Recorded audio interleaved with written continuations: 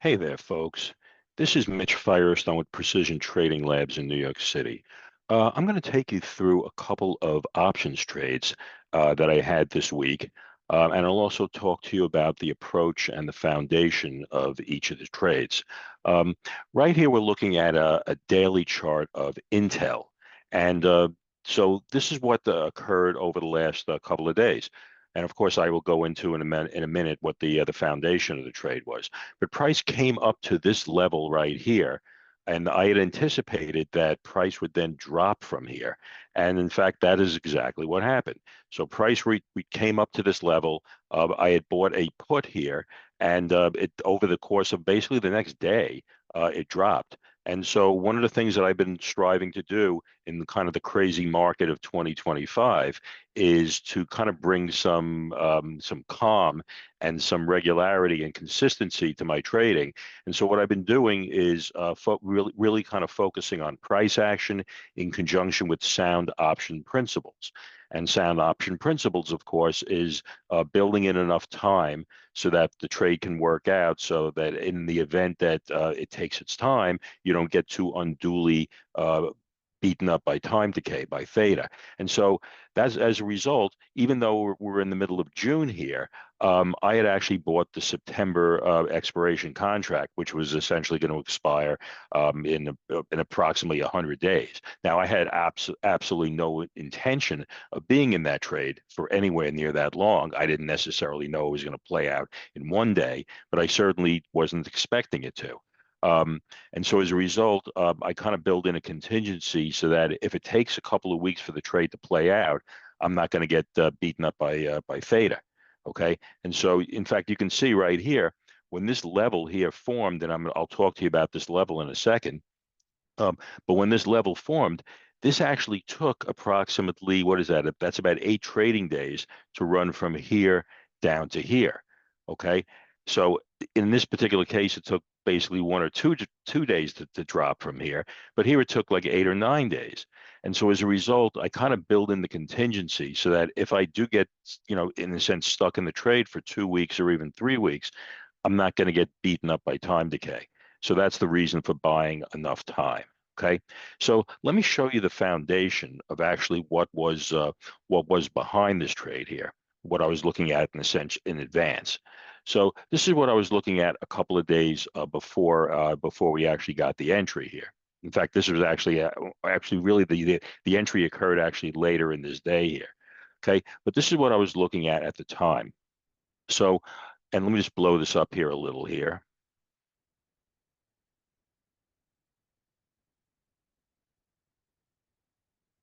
Okay, so this is what I was actually looking at here. And what we have here is price coming up here. It rallies up here, and then notice it consolidates right in this region over here. And then notice this very, very bearish candle, okay? It basically closes at the bottom of its range. And in terms of the size, you can see it's obviously considerably larger than most of the preceding candles here, okay? And so this indicates an exhaustion of buyers, okay?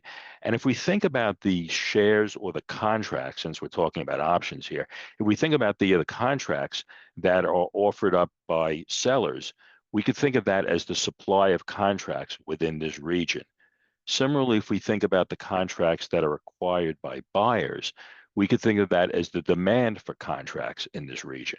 Okay, and so within this relatively narrow price range of Intel, which is about about a 60 cent range here. Um, so basically running from 22.30 up to actually it's about $1.20, excuse me. No, that's 60 cent range, yeah. When we think about that, within this range, the supply of contracts and the demand for contracts in here was essentially in balance. Okay. And then right here we had an exhaustion of buyers. No one was willing to buy here anymore. Okay. And so when price drops out of here, we have an exhaustion of buyers. Okay. What's left in its wake, since we had supply and demand imbalance here, what's now left in its wake is only a supply. Hence, we refer to this as a supply zone. Okay. And when we qualify a supply zone in terms of both its structure as well as how price leaves it, when it's qualified, We then expect when price returns to there, a fair amount of the time we're expecting that to another drop to occur. Essentially, there is untapped price pressure to the downside that's locked in here. Okay, and so that's what we're waiting for here. Okay, the other thing that this trade had going for it, in addition to this qualified supply zone, is that if you notice right here, this orange band here, well, this is the upper Bollinger Band. Okay, as we know, the upper Bollinger Bands are based on the 20-period simple moving average of price, and of course, more often than not, we're looking at the Bollinger Band in the context of the daily time frame. Okay, and so this is the daily upper Bollinger Band, and if we notice, the daily upper Bollinger Band intersects this quality supply zone. So those were the two things that this trade primarily had going for it. In addition, because of the length of its move and the energy of the move coming out of this zone, this also offered up a good reward to risk proposition. In other words, when price left here, there was the expectation that I would be able to get certainly more than 1-to-1 on this trade, that this would be probably a 2-to-1 or a 3-to-1 trade if in fact it worked. And so that's kind of depicted here. Okay, this is the entry price. Okay, and of course I'm basing my trade, even though I'm trading an option here. Okay, I'm basically waiting for price to return to this, and I'm using the underlying to kind of manage the trade. Okay, because this is where I feel like I know what's going on with this trade when it comes into this level and then leaves. If price breaks the supply zone, well then essentially the foundation of my trade has been broken, and at that point then I'm not happy about it. I'm willing to get stopped out here. Okay, and so that's where the stop is sitting here. Okay, so each one of these essentially represents one unit of risk. Okay, each rung of this ladder. So this, if we were trading the stock, that would be a 1-to-1 trade. That would be a 2-to-1 trade. That would be a 3-to-1 trade. Okay, so I'm looking whether I'm trading the stock or I'm trading the option. I'm looking for at least a 2 or 2.5-to-1 trade, because that obviously then allows me to pay for my losers, and I don't actually have to be right, an extraordinary amount at a time. Trading plans that are based on having to be right 80 and 90% of the time, they all sound great in theory, but more often than not, they're unrealistic. At least I have found that way. So I would much rather stack the deck and be getting 2.5, 3-to-1 on my trades, and then I don't have to be right that extraordinary amount at a time. So at any rate, that was the setup. And then if we also take a quick look at the option platform here, okay, this is what I was then looking at when I was actually then creating the setup. Okay, so what I did was, of course, input my price slices in here. So here's that 2230 entry that I just showed you. Here's that 23 stop out. Okay, and then this was essentially the rough, at least in projected rough initial price target for when price, if and when price dropped from that supply zone. Okay, and so when I did that, I bought the September 19th put. And of course, I did that so that I would buy enough time so that I would not be unduly hurt by time decay. If in fact this trade took, it could have just as easily taken 10 or 14 days to play out.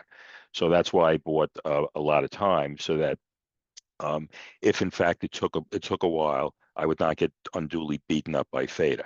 Okay. If in other words, if you would have been in this trade for, let's say, 10 or 14 days, if I had bought either the August or the July, the theta would have been much greater on this, and as a result, I would have lost more money to time decay. So sure, the option would have been cheaper, but proportionally it would have cost me a lot more, because obviously if once you get out of the trade, you're of course going to get that money back or at least a fair amount of that time value that you buy. So it's well worth it. Okay, so at any rate, this is what the trade looked like before it actually occurred. Okay, so here's my 0 point when I get in it, if it projected to when I got in at 2230. You can see when I was analyzing this, we were sitting at 2160. Okay, so that's about that's about 70 cents away from my entry. Okay, but I was waiting for price to get up to 2230 the projected value of this put was going to be around 245, 250. Okay, if I would have gotten stopped out quickly, then it would have been about a 30 or 35 cent loss. Okay. On the other hand, if I would have gotten, get to my target relatively quickly, then that was going to be about $1.15 or so. And so you could see on a reward to risk basis, at least initially, it was about a 3.5 to 1 trade. Needless to say, if you were to get stuck in the trade for a couple of weeks, well, then obviously this loss would, of course, would grow. The profit, of course, would shrink, and then, of course, the reward to risk proposition, of course, is going to change to the downside. But at the very least, though, this was going to certainly be at least a 2.5 to 1 trade. But when it started out, obviously it was sitting more like 3.5 to 1. So at any rate, that's what the trade looked like there. So here are my stop. Here's my entry. There's my stop out. There's my target here, and then here's my projected P&L at those price slices. Okay, so that's what I was looking at for Intel. All right, so let me show you now another trade that I had, and that was on a company called Mosaic. So let me show you what I was looking at in advance, what I was looking at before the trade actually occurred. And so in this particular case, I was looking at this on June 6th. I was actually basing this trade on a 2-hour chart. I had identified this region right here as an area of interest in the daily chart, but I wasn't seeing precisely what I needed to see in terms of feeling confident about what in terms of analyzing this trade.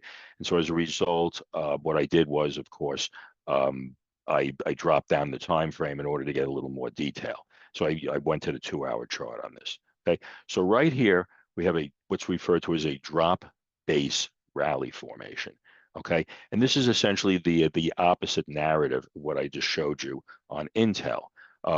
Where before on Intel we were looking at an exhaustion of buyers up here. Okay, in this particular case we're looking at an exhaustion of sellers over here. Okay, so right in here, supply and demand were in balance. Again, the shares of the contracts acquired by buyers, we can think of that as the demand for shares. The shares or contracts offered up by sellers, we can think of that as the supply of shares. So again, supply and demand were in balance here. And then once this exhaustion of sellers occurred, there was no longer any supply here. And so what's left in its wake is demand. Hence, we refer to this as a demand zone. Okay, and when price returns to a demand zone, okay, we're then anticipating a bounce, and then at that point, then we're now looking at a bullish trade out of here. And of course, one could express a bullish trade by obviously simply buying the call. Excuse me, but by buying the shares of stock. One could of course buy a call, and of course, if one wanted to express a trade, but do it for collecting income. One could also do a bull put vertical credit spread and actually collect premium, but it's all based on that demand zone. Okay, and so when I showed you on Intel before, where we had an entry and then where the stop out point was, we have the same situation here. Here is where we would get into the trade, regardless of how we express it, whether it's buying the stock, buying a call, or doing, let's say, that vertical credit spread that I just mentioned. Okay, this is where you would get in. This is where we would lose control of the trade and get stopped out if, in fact, it breaks this zone.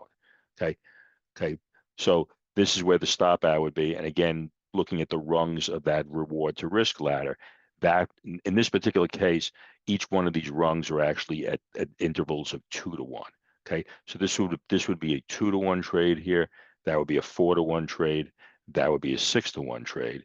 Okay, and so that's what I was kind of looking at, basically looking for a target either here or really ultimately or optimally here. Okay, because this is essentially this represented a supply zone that had formed here. Okay, notice price came down, consolidated, and then notice it gapped from here. But right here, this was presumably an area of supply, and oftentimes what will happen is if you get into a trade at a demand zone, oftentimes in that same time frame, it will get stopped by the opposite level. And so in this case, of course, that would be a supply zone here. So what I'm looking for here now is for price to return to this level in order to get a bounce, and then that would be that would be the basis of the trade. So let me show you what this looked like in the options platform again. So here's what I was looking at for Mosaic here. So here was the entry at that 33.73 that I just showed you, and then here was the stop out point at 33.30. And then here are the two targets that I just showed you before. Okay. So the options platform projected, okay, when I actually reached, and you can see we were sitting at 35.21 at the time that I did this analysis. So at the time, the call that I was going to buy, and again, I was buying the September 19th for the reasons that I went through when I talked about Intel, about not getting beaten up by time decay.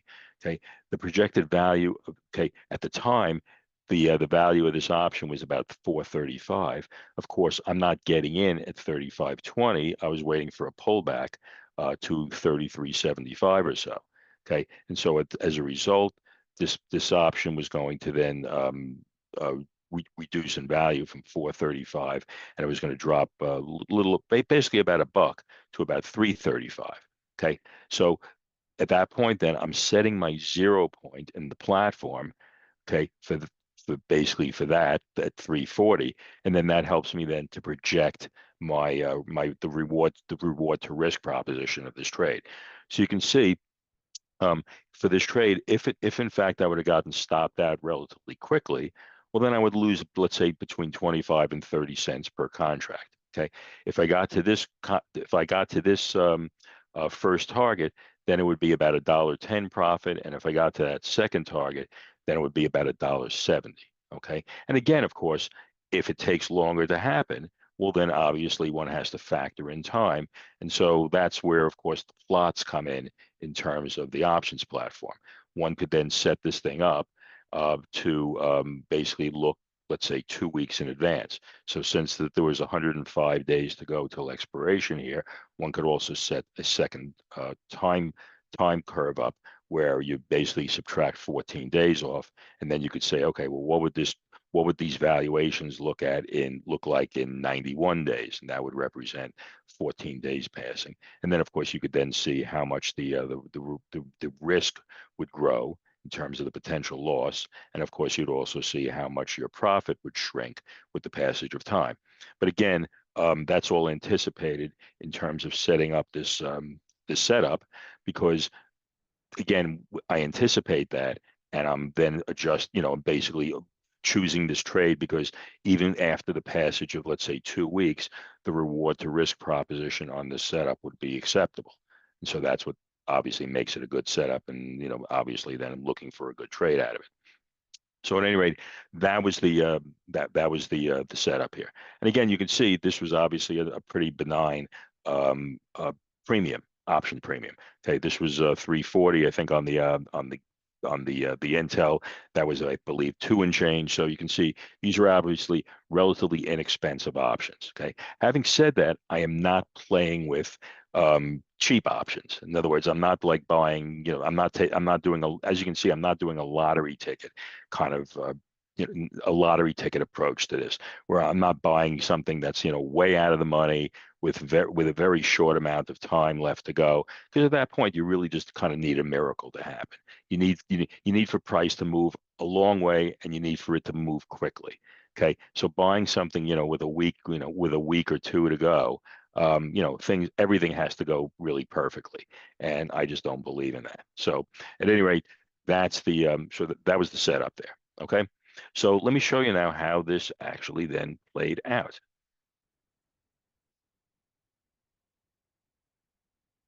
Let's bring up the live chart here.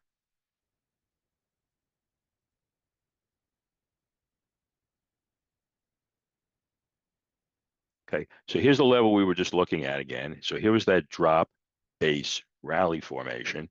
Okay, and then you can see then price, this is where price had originally started to bounce up here, but then over the course of a couple of days, it then actually pulled back here.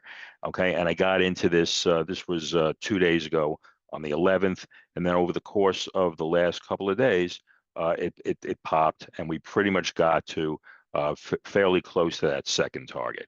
Okay, in fact, what happened was I pulled the plug on this at about $36. I was looking at the broad market. I also had a couple of things going on with some of our members, and I had to conduct a session. So I just decided to pull the plug on this when I got to 36 even. Okay, so when I got into this trade on the 11th, the premium was 3.25. Okay, again, I got in at 33.73. And when I pulled the plug on this earlier today, the premium had risen to 490 at $36. And of course, the difference between 490 and 3.25 is a buck 65. And that buck 65 off of a 325 price cost basis essentially represents a 50% profit. So these were a couple of nice trades. So this is again what I do, and this is what I'm doing with with our members. And again, to be clear, obviously not every trade works, and so when these get set up, this is where the stop outs occur. Okay, and again, what happens is though when I get stopped out, I'm basically getting stopped out for one unit, but when the trade works, I'm generally getting, hopefully at least two to 3 to 1. And of course, that's what makes a successful trade. And of course, that's also what can be the foundation for a good trading plan. So at any rate, that's what I got. This is Mitch Firestone with Precision Trading Labs. Thank you very much for the privilege of your time, and I will see you next time. Take care. Bye bye.